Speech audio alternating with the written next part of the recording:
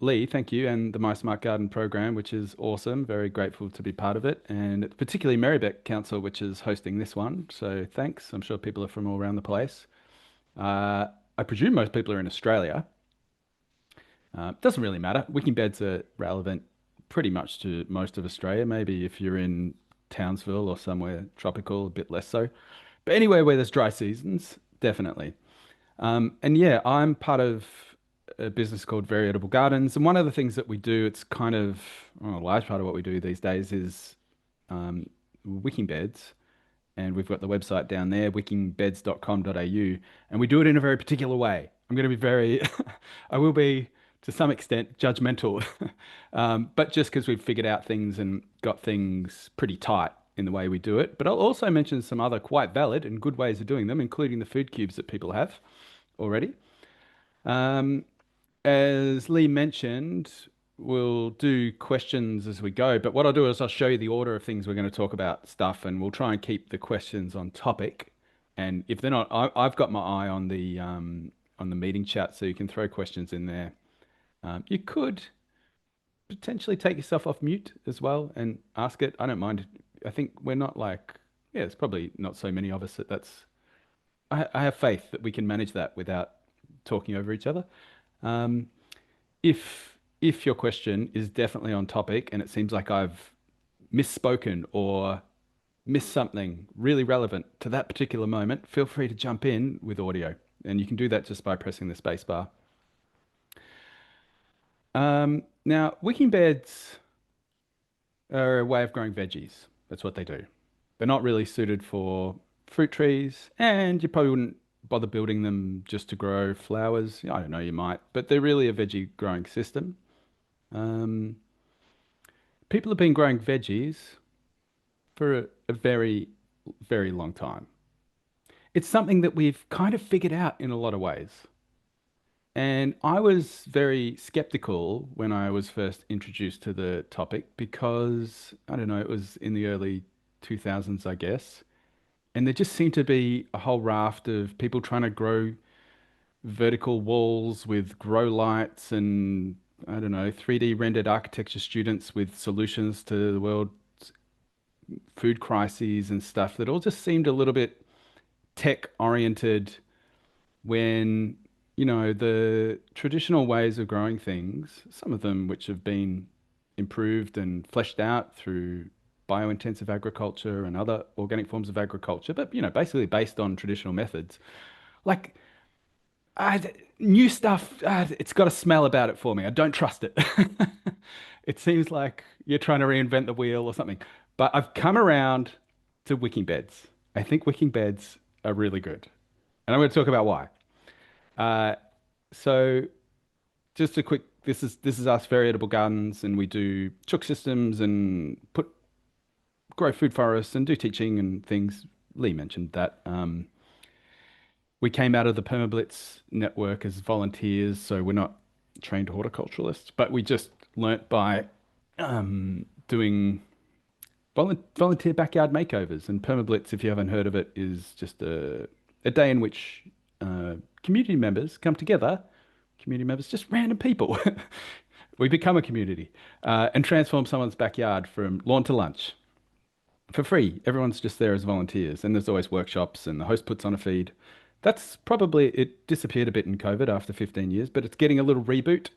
And then, yeah, one of the things that we do as part of Very Edible Gardens these days, now we're a business, not just volunteers, is making wicking beds. Anyway, so this is what I'd like to cover. I hope this sounds good. What is wicking? I mean that in a general sense, like not wicking beds, but what do we mean when we say wicking? And then we'll get into what are wicking beds in particular. And then we'll talk about the pros and the cons of wicking beds as they are appropriate for some situations and not others. They have some good points, they have some bad points. Let's talk about it. We'll do a little hat tip to Colin Austin, the inventor of wicking beds, and some little innovations that have happened since. And then we'll talk about mostly the way veg builds them, but we'll talk about some other methods you can use as well and what we consider best practice. And then we'll talk about how to manage them. Hope that sounds good. Sound good? You, you don't have to answer. But yeah, if you have a topic, if you have a question that's on topic, then you know you can see what's coming up. So you might be able to wait if you can see what's happening. But let's just start with something. I always like to do this, is just to think about some goals. And these are very broad ones. These are goals for the entire food system.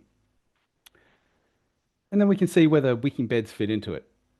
This is my personal things that resonate with me. Hopefully they do with you. But I'd like a food system where our food is healthy, abundant, and affordable, hell, free, and provides resilience from price hikes and supply shocks with a low or even positive environmental impact, while giving us a sense of independence, accomplishment, and beauty, and not overburdening our time or minds. How's that sound?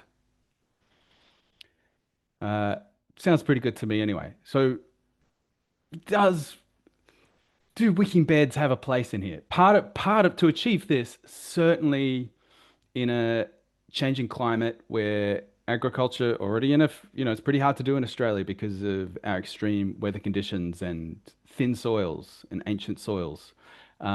We know we're going to have to move more food production into open spaces in the city. Do wicking beds have a place in that for you or in the broader sense? We'll come back to it. We'll go through the pros and cons, but let's quickly talk about what is this thing called wicking. This is a Besser block. Now, what we're kind of looking at here, it's sitting in a puddle, and that's after 30 seconds, and then 18 minutes, and then just over an hour. What are we looking at? That's rising damp. Normally a bad thing. But what's causing that water to move up through the brick against gravity? Well, it's called capillary action. And that's more or less saying the same thing as wicking. So capillary action, you'll see it in other situations. If you leave, a half full pot of tea out overnight, sometimes you come in the morning and it's like this tea has found its way out. It's found its way up the string through capillary action, through wicking. Uh, Here's a little experiment you can do with the kids where you put the blue and the yellow food dye into 2 cups and then put in a paper towel, and capillary action pulls water up, and you almost create a bit of a siphon there. Now, this is a particular device that is used to demonstrate capillary action. And so what we've got is on the right here would be kind of like that's the base water level in this device. And what you would expect just naively would be these other tubes, the water would be the same everywhere, right? Water always finds level. That's a, lakes don't suddenly have, or maybe a wave, but they don't have high points and low points. Water likes to find level. Um, but if you look closely, there's a little bit of a meniscus over here on the right. And what I think I've had it explained to me that's happening inside these different tubes, and you'll notice that the narrower the tube is, the higher above this level the water rises. Now, water's got a couple of different forces going on. There's what we call cohesion, how it's attracted to itself, and then there's adhesion, where it's attracted to an external substance. And you could imagine these little water molecules here, they've got cohesion where they hang on to each other. Um, they, they've got good connection to each other, but they also have this other force, which can be quite strong as well, this adhesion, and that's these little ones here. They're forming that meniscus on the water. They're attracted to the glass, and they're like little rock climbers. Well, when it's a wide tube, all you get is that little meniscus at the edges. But when that tube is narrower, those little rock climbers, the ones that are doing adhesion, they don't have to pull as many of their cohesive mates in the middle up the sides as it's narrower, so they can get higher up. So that's kind of what's happening with capillary action. Now, what that means is that size matters, and we're uh, going to come back to this, but like it's the gaps between materials, and that could be the gaps between fibers in a candle wick, and it could be the gaps between particles of gravel in your wicking bed. The smaller those gaps are, the more it's going to wick. Um, so I'm going to go through all the layers in a wicking bed in a second, but like what we're actually looking at here is the beginnings of a wicking bed being filled. So there's a plastic liner which is holding moisture in, and there's a little bit of water here. And then I left this overnight at my house. I didn't get around to finishing this bed. Um, and overnight, the water traveled up these little stones and it reached over 20 centimeters high. And so you can see it's still dry at the top there. And we'll talk about the different layers in a wicking bed in a second, but there's a layer of geotextile on top of those stones. And then you can see the water moving up from the stones here into this pile of soil, and it's moving further and further up there as well. So the inside a wicking bed, there's usually two layers. One's the water reservoir, one's the soil, and both of those have wicking or capillary action happening in them. Let's just have a bit of a quick overview of what a wicking bed is, and we'll reiterate those points. This is Jeremy from who used to be with our business. Oh, can you hear the audio? So a wicking bed is essentially like a self-watering pot. So it's a garden bed with a water reservoir in the bottom and then your soil sitting on top of that. Wicking is essentially the movement of moisture through very fine particles. So in a wicking garden bed, it's moving from your reservoir up through the gravel or the aggregate, through your fabric and up through the soil to where the plants are. If you're struggling to grow your veggies and get started, it can really help take that edge off and make it easier to succeed, which is one of the best things about wicking beds. For a successful wicking bed, your ingredients are going to be your bed surrounds, like a timber or an existing bed that you already have, a liner, which is ideally going to be food grade, and that goes inside that bed. Next, you have your reservoir, which is an aggregate or screenings. Then you have your geotextile fabric or some sort of layer that stops the soil from sinking down into the reservoir. And then, of course, that magic layer of soil that has your veggies growing in on the top, topped off with a nice layer of mulch. Veggies always have access to the water levels that they require, never too much, never too little. It's like a very happy Goldilocks kind of situation. So Joan had the question, do you need a specific liner for the plastic? That's actually one thing that I didn't put. I'll bring that up, yeah, as we go, but yes and no. Um, so yeah, just the overview here, the anatomy of the wicking bed. We do have a liner. Now, I'm going to bring up bathtubs or IBCs or other things that are already naturally water holding. But for most of us, if we've got, we've just built a veggie bed with some timber frame or whatever it is, it could be made out of corrugated metal, but there's no bottom on that. So you need some kind of liner that holds the water in. Um, and so that's the water reservoir there. And then that's filled with some kind of material usually. There are plastic options, which we'll talk about. And in our case, we use 7mm screenings. And then there's a layer of fabric, and that separates the screenings here from the soil. So that's pretty much it. Except there is a little bit of plumbing. So you can always tell it's a wicking bed from the outside because you'll see a little bit of plumbing somewhere. And what we're looking at here is the inlet. We water the veggies, so you tend not to water a wicking bed from above. Instead, you put the hose into this pipe, or sometimes it clips on, and that'll take the water down into the water reservoir. So it waters from below, and then there's this overflow, which is also in our system a water level indicator. So there's your inlet, and that's how you water the wicking bed. Now, let's talk about the pros and cons of these things. There are a lot of positives. We'll start with those.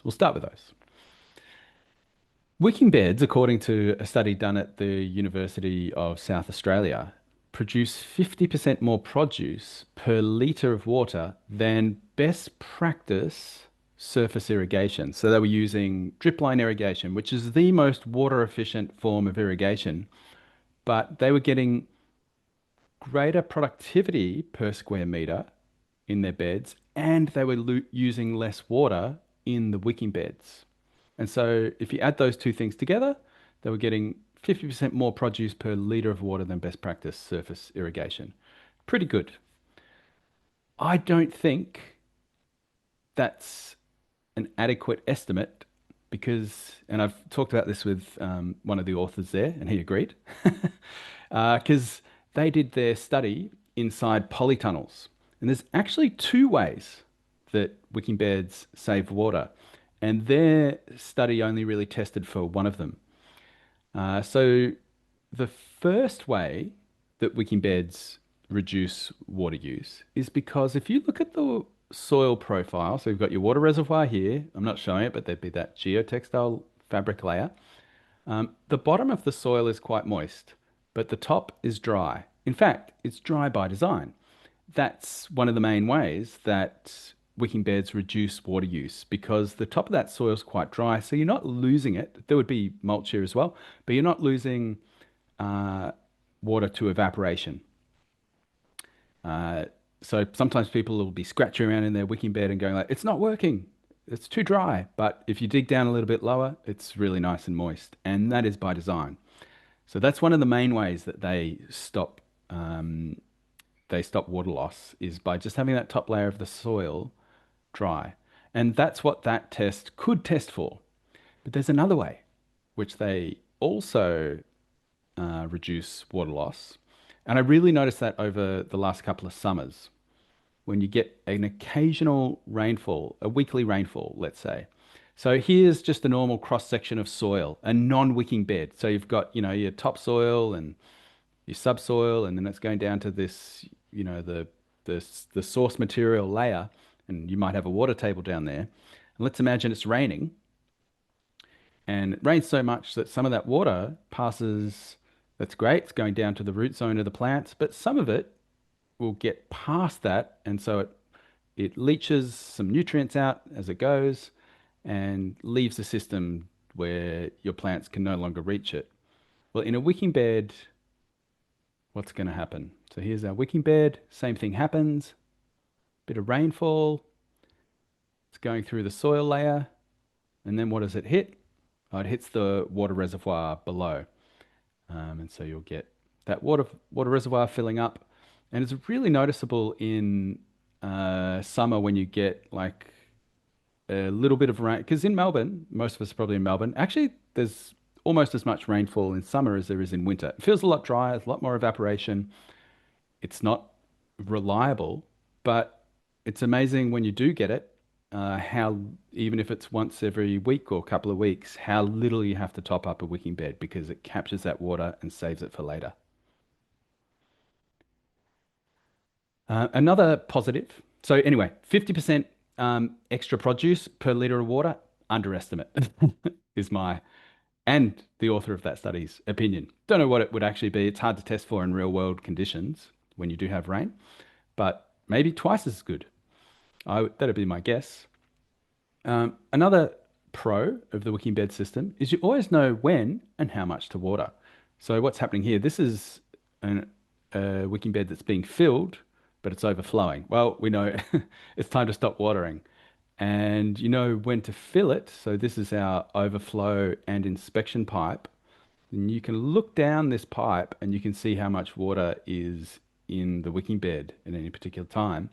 And once it drops, we say about 10 or 12 centimeters, that's a good time to water. So it just takes a little bit of guesswork. You don't have to, I know people that, love to put their thumb in the soil or try and get a vibe for it. And um, I know a fellow who he counts the seconds when he's hand watering his garden with a shower kind of spray. And how long does it take for that water to disappear, and just become glistening? And that's how he knows, oh, it's time to stop at a certain point. How many of us are that in touch with our gardens? I like just being able to look and go like, oh, it's time to water. Another another big pro is that you water less often. So that means you can go on holidays in summer and be at least, like go away for a week and your garden's going to survive. And depending if there's a maybe two if it's mildish weather. And you can also set them up to go on timers as well. I'm not going to get into that in particular, but you may choose different holiday destinations to this, but you can go away.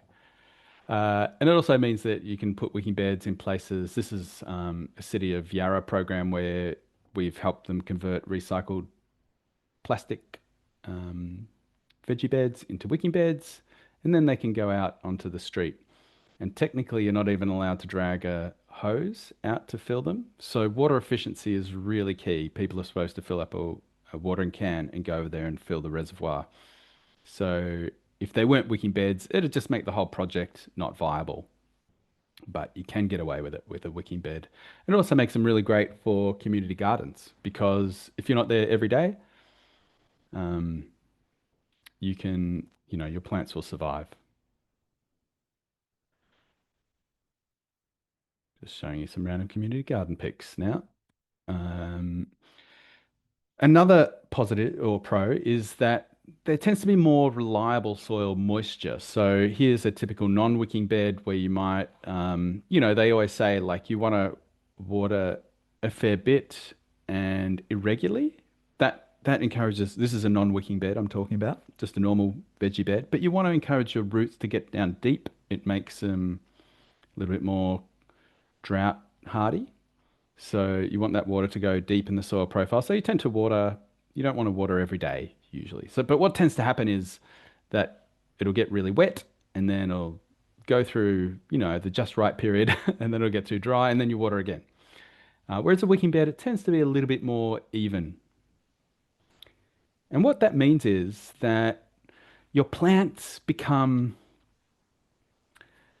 not spoilt, what do we say? Well supported, well loved little children. And they don't have to be really defensive. So on the left is a plant that it puts out a massive root system and just puts a little bit of growth on because it doesn't trust the world. It's had a little bit of trauma from, too dry, too wet. Whereas the plants that they learn to trust their environment because there's always a nice moisture level. They tend to have a higher shoot to root ratio, which means they can put more energy into the bits that you're interested in, which would be the fruit and the leaves usually.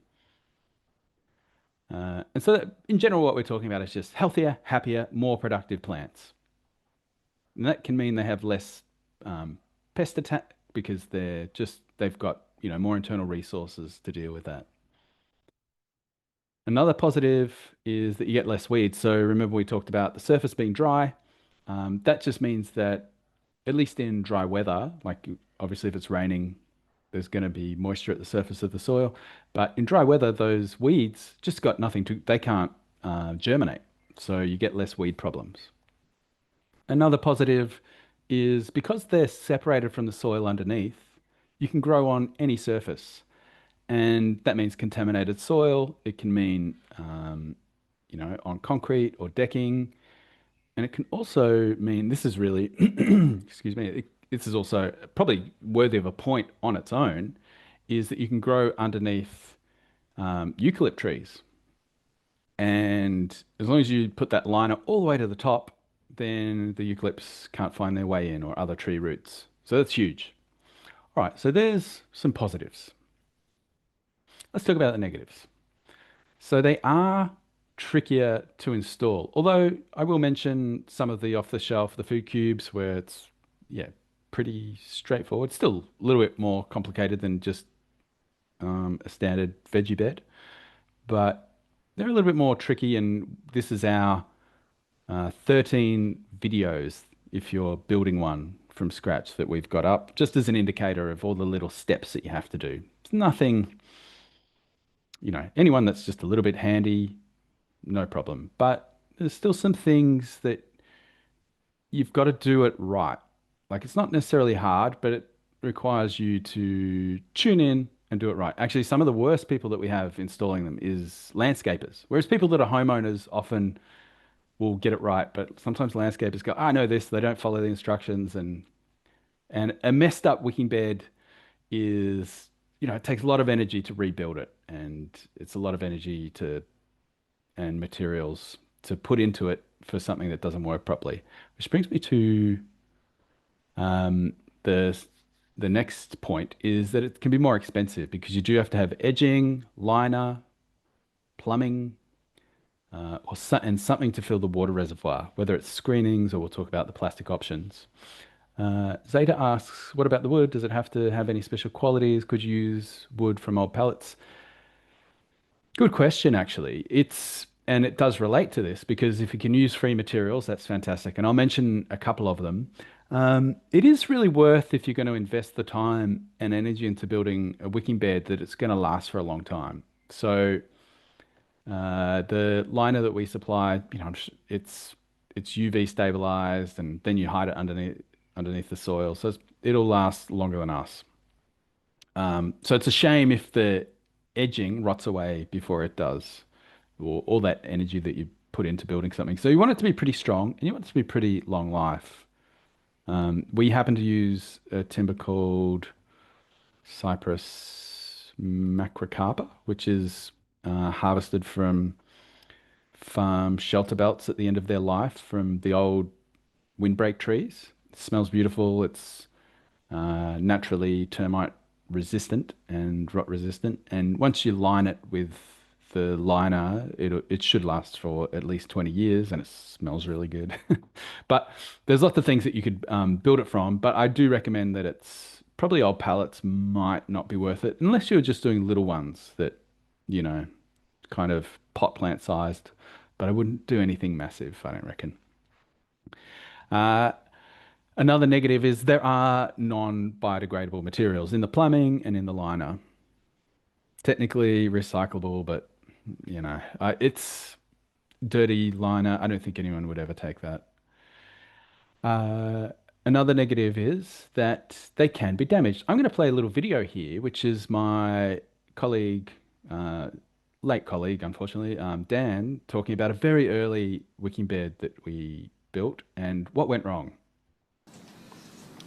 So here we are at the courtyard of the Hobsons Bay Council headquarters, where we put a wicking bed in about 5, 6 months ago, Probably and we were about called 15 in years ago now. because they wanted a trellis to grow some stuff on, so they had someone come and put these guys in, and the way they put them in was just to shove them into the back of the garden bed as stakes and bang them as hard as they could. You can see they actually mashed the bottom against the brick underneath the bed, and in doing so, of course, they pierced a hole through both of the two layers of builder's plastic in the. So there's one hole and there's another one, exactly the same thing on the other side. So the wicking bed stopped being a wicking bed and started being a leaking bed. And what was interesting is that the council staff noticed a huge difference suddenly from being very, very low maintenance and not requiring much watering at all. It suddenly was just gulping water and needing to be watered every day to stay dry in this stay wet in this hot little courtyard. So it's been great. I mean, it's a shame that it was done this way, but it's good to have a chance to come back and to learn how well they work when they don't leak and they're set up properly, and also to see that we have our soil layer, and then the geotextile, which discolours in time, and then the gravel, and the gravel is really clean, so it's working well. The soil's not getting through into the gravel, and assuming no one else bangs stakes through the plastic, it should last indefinitely. Alright, let's get on with fixing this thing. So while they are really good in community garden settings, you do have to educate people about them in community garden settings. And maybe it is a time I could answer Joan's question about do you need a specific plastic for the liner? So in this case, would have been really early on. We're using 2 layers of builder's plastic. You could get away with that if you use the thickest available um, builder's plastic.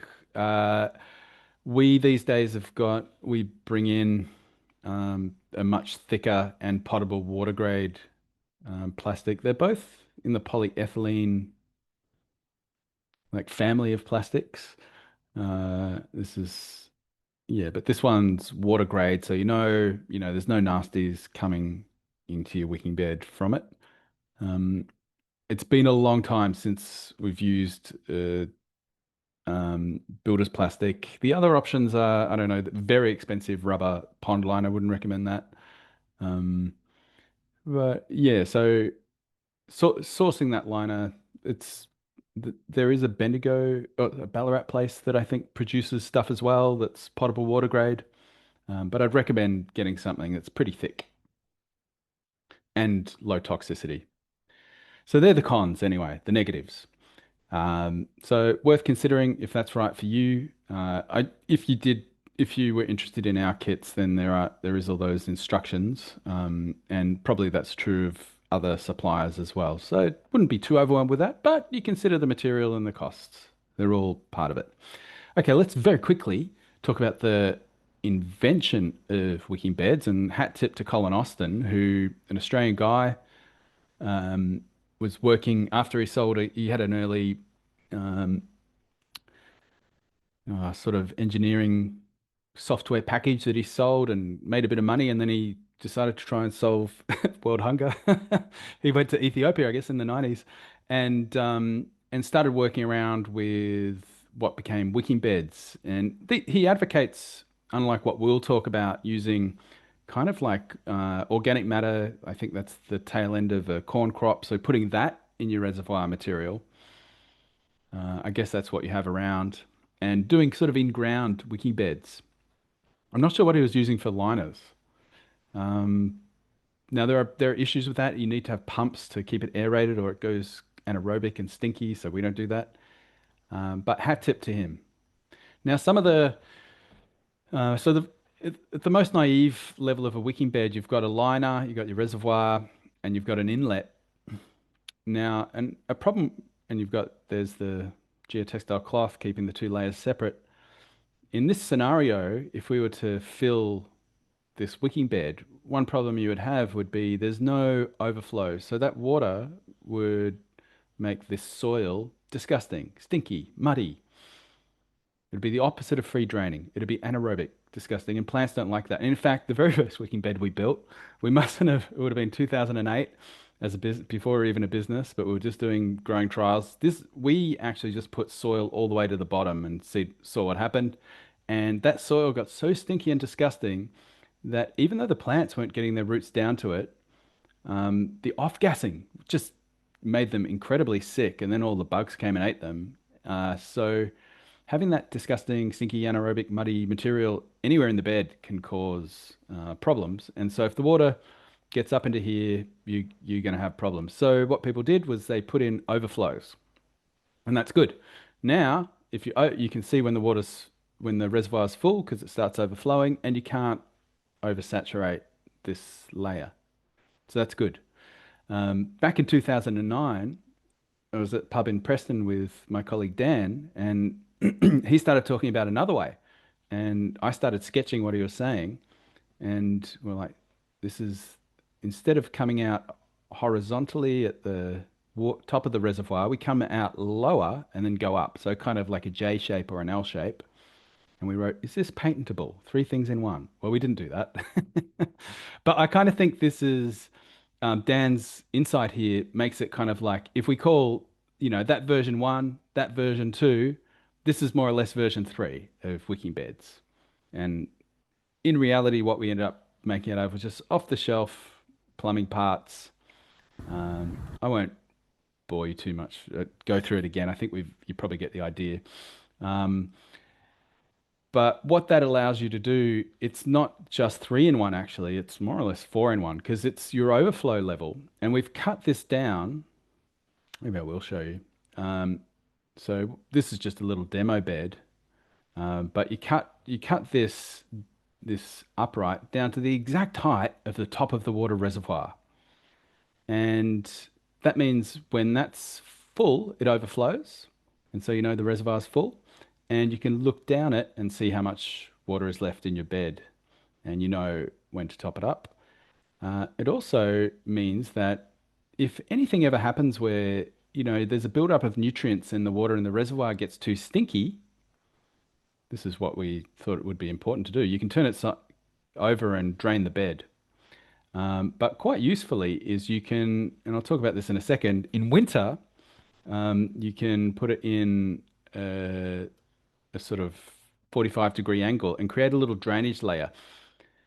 And that allows if the water's always at the top of the reservoir, it can get too wet. You put it at 45 degree, you create a little drainage layer, and then the wicking beds, which used to get a bit too wet in winter, now we put them in winter mode. I'll mention this again, um, and they're good year round. So it's actually four in one. It's your overflow, it's your water level indicator, so you know when to water. It's your ability to drain the water out of the bed entirely if it ever gets stinky, and you can put it into winter mode. Four in one. So really, I think a pretty important um, advancement in wicking beds. Now, after we came out with this, everybody started copying us. So this is pretty widely available. So you don't have to get it from us, and you can build it from off-the-shelf parts as well. Uh, okay, so for your wicking bed, you need something to convert to wicking. This is our timber kits. If you were going to do it yourself, we can build them too.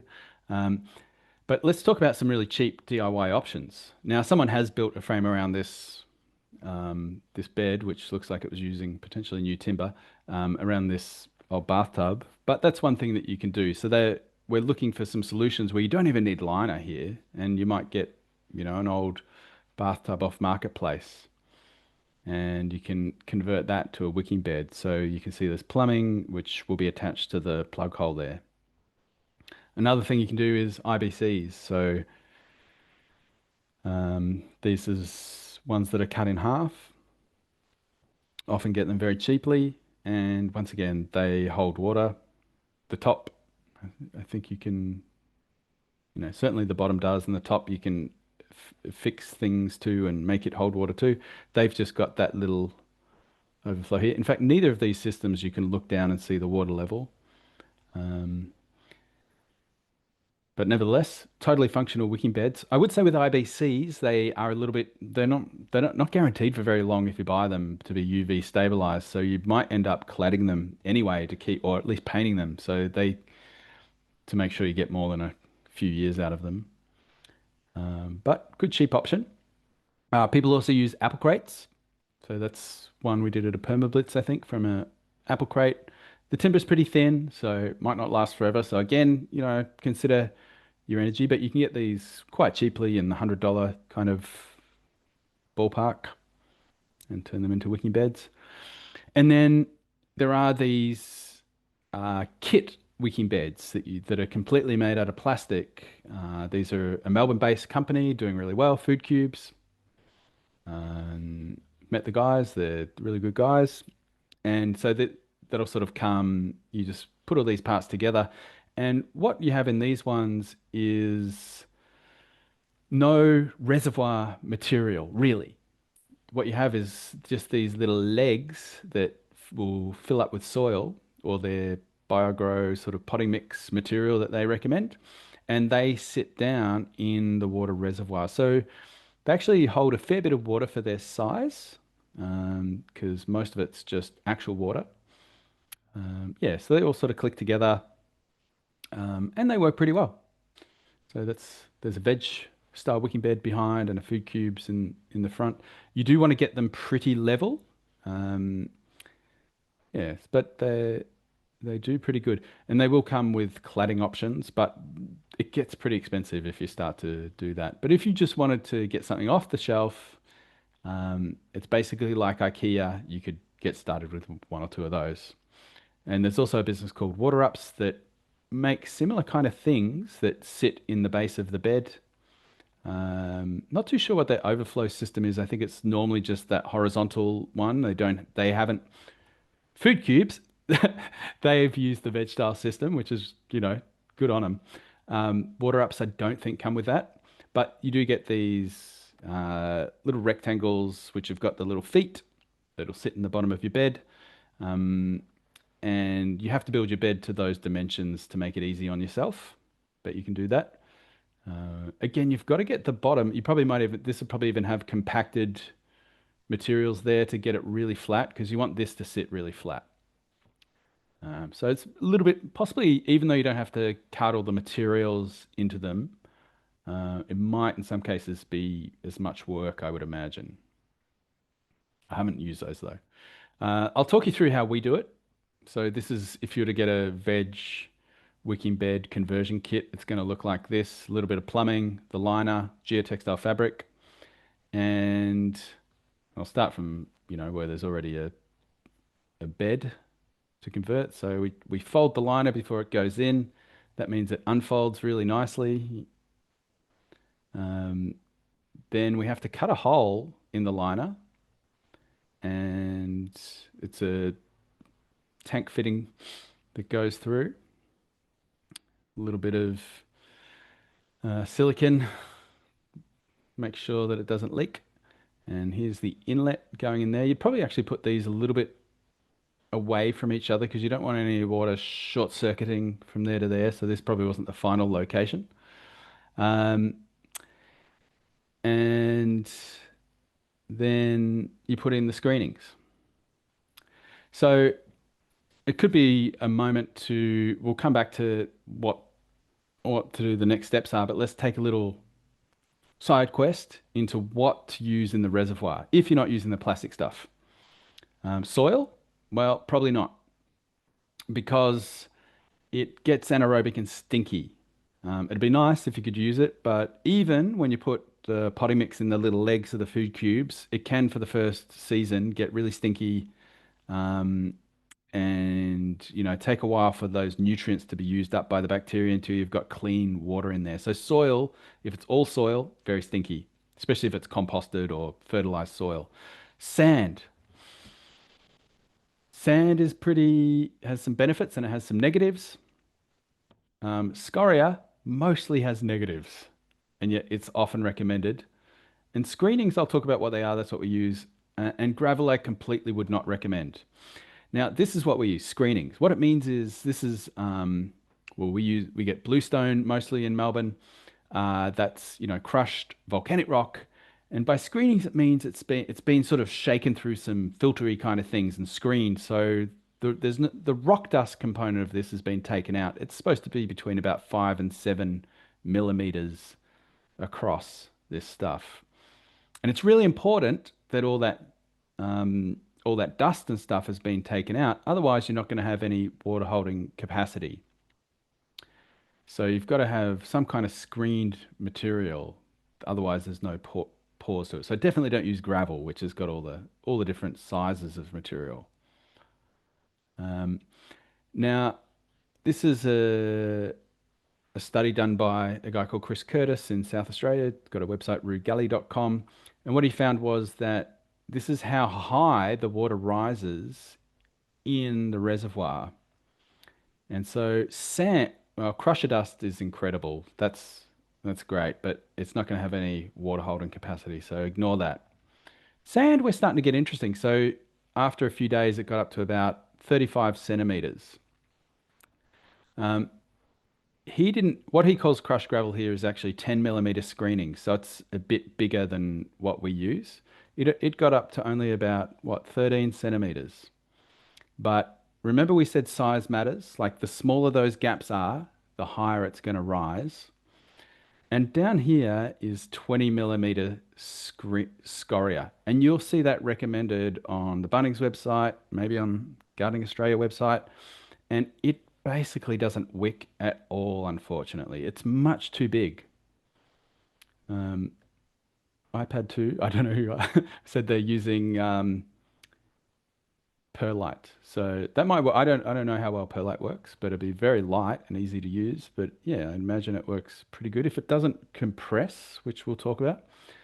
Um, this is his 10 millimeter screenings. Basically the point of this is over the course of a few days, um, the water level dropped inside the beds by about 15 centimeters. Anyway, so they're doing a base. What we want is that material to do a couple of things for us. It's got to hold the soil up. It's got to have a fair amount of pore space to hold water, and we would like it to wick fairly high. Well, actually, today I tried to replicate that Rue Gully experiment with a few different materials because he didn't use 7 mil screenings.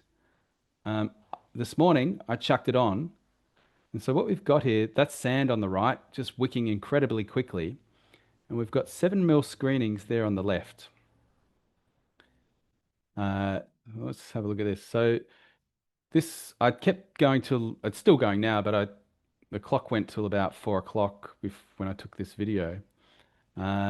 And what we found was that this particular sand got to about 30 centimeters, and then it more or less really slowed down.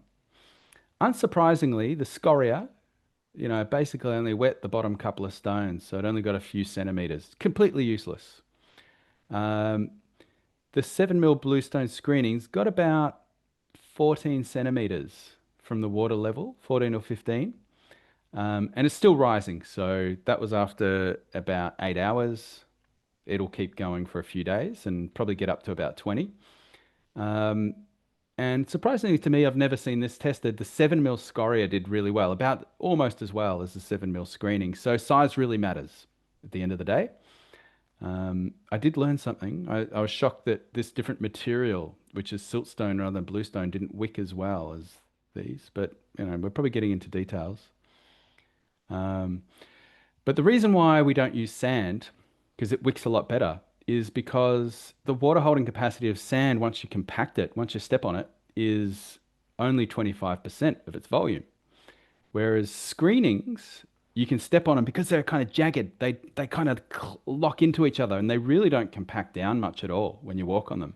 They hold around 46% of their volume as water. So that's pretty good. So just to reiterate, don't use the large scoria, even though it's recommended everywhere. It doesn't wick very well. It also doesn't even hold that much water, but even if it did, you couldn't access it. And occasionally you also get quite sharp, glassy bits of it, which can cut your liner if you're not careful. Um, so what we use is the 7 mil bluestone screenings, and you can see here that's wicking more than 20 centimeters when I measured it from the side. This was just left overnight, and it's that's that's a pretty good amount. Okay, back to how we make the beds. Now we've decided, at least in this style beds, we're going to use screening, 7 mil screenings. You want to get them pretty level, and you can get kind of wet patches in the bed and dry patches. So we try and get it, we say, looking like frogs in a pond, just sticking their heads out. And we compact it down and then just, spread it by hand or some kind of scree board. That'll do. And then once it's at a nice level, you can cut the riser down, and that's always going to overflow exactly where you want it to. And after that, you add the geotextile fabric. And once the fabric is on, you can add your soil. So there we go. Finished wicking bed. Now, Philip asks, why does the reservoir material need to wick, as the water level is ideally up to or close to the geotextile layer? No, not at all. In fact, if the that would require us to keep topping the water up on an almost daily basis, if we use scoria, for instance, because it can only drop a couple of centimeters. What we want to see is that water level to drop inside the reservoir. That means it's being used, and that means we don't have to water as often.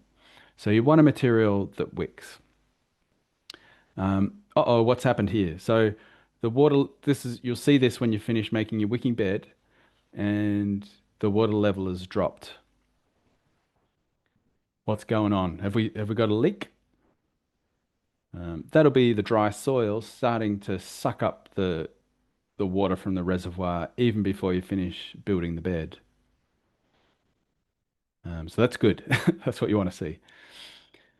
We'll quickly mention good heights for wicking beds. So at least with the type of wicking beds that we build, 40 centimeters is kind of the minimum. We have 20 centimeter high sleepers, so we build in multiples of that. 50 centimeters would be fine if you're using a different type of edging, and 60 centimeters is probably the most common one that we build. And we actually have an online calculator. You can find it if you go to our wickingbeds.com.au website, and I think it's the how to build a wicking bed page on there. It'll give you a link to this. And you can say what the dimensions of your bed are, or beds, and it gives you the option to put in a few different sizes and multiples of each. Um, and it'll give you recommended heights for the screenings and the soil, and it'll count compaction and stuff and figure out what you need to order. Even gives you estimated cost of what it's going to cost you. I probably should update those figures. But anyway, finished wicking beds. Quickly show you a few pictures, and then we'll talk about how to manage them, and then we'll do some questions. I apologize. I've lost track of the time. I can't see the current time. I think we must be getting It is close to. 4 minutes to 7. So All right. yes, we All right. need Well, I to. will Yep. quickly Mm. um, mention some management strategies, how much and when to water. We've been over this, but if you know it's full when the top of that overflow is overflowing, you stop filling it. And when it's dropped by, we say 10 or 12 centimeters, it's a good time to refill. Now, that's going to vary depending on the season. I've had a wicking bed which was in sort of the summer afternoon shade from a fruit tree and something of a wet summer a few years ago where I didn't top it up more than 6 or 7 times. But three of those times I remember was in a heat wave in the 1 week. So it's hard to say, top it up every week. And this year I probably topped up mine closer to 20 times. So I'm not saying that's you should aim for that. Depends on the season and the depth of the beds and how exposed they are to the systems. Here's a winter wet weather trick. I mentioned this before. They can get too wet if you notice that your wicking bed in winter or in wet weather, just that water level isn't dropping. What you can get is a little bit of an anaerobic stinky layer in the soil. So all you have to do is turn that sideways a little bit and you create this drainage layer. So it'll get you through winter with none of that. Another reason why it's worth not having just that old horizontal style plumbing, but going for something based off the veg style plumbing. Another note that's important is with wicking beds, because the top of the soil can be a bit dry, you've got to top water your seedlings in for the first week or two, just until they get their roots down to the wetter layer in the soil. Then they'll be fine, but you just treat it like a normal bed for the first couple of weeks. Another important thing, as we saw from the video, you have to think about ways of growing climbing plants or plants that you want to stake a little bit differently. So that might be, any kind of A-frames or climbing frames that sit inside the bed or ones that are attached to the outside of the bed, like that.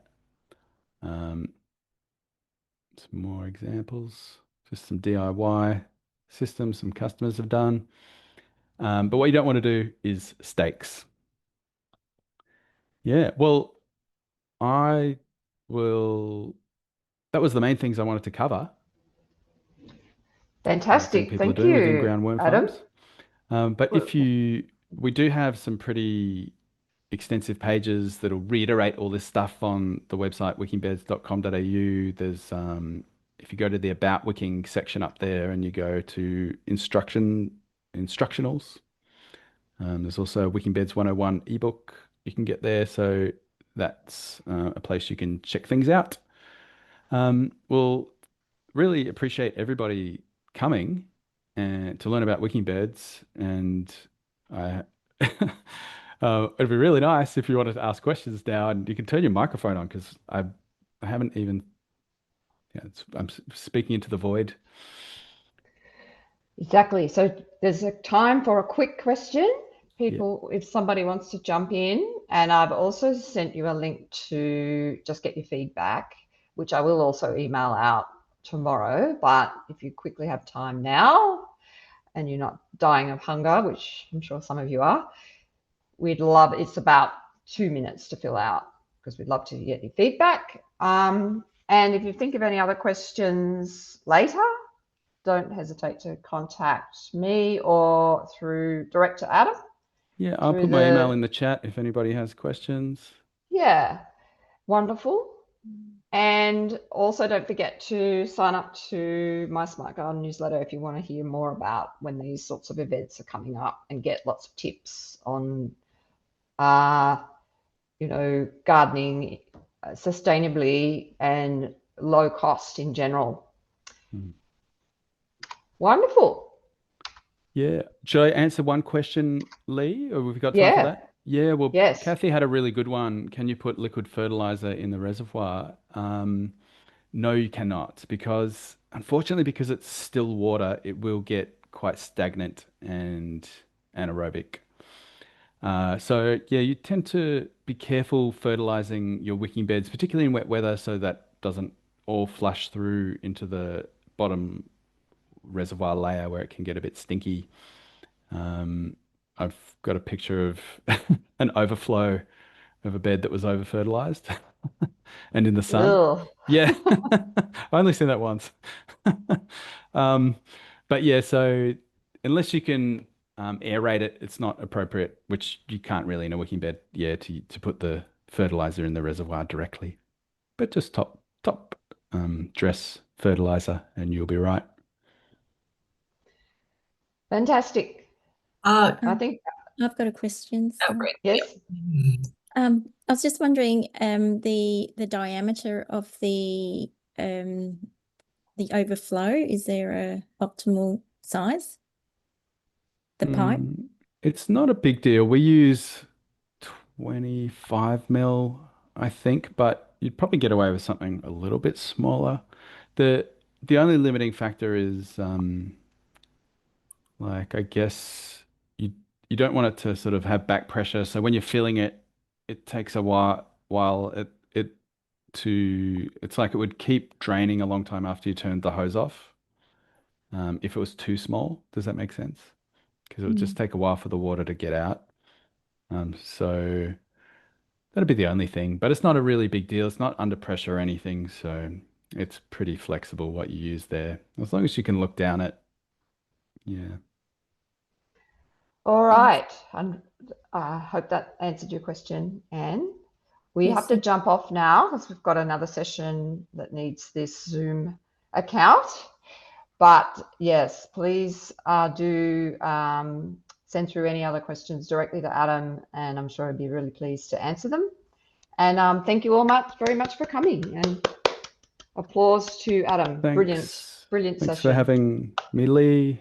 Thanks, And everyone. we'll have a good evening, everyone. Bye bye. Cheers. Bye.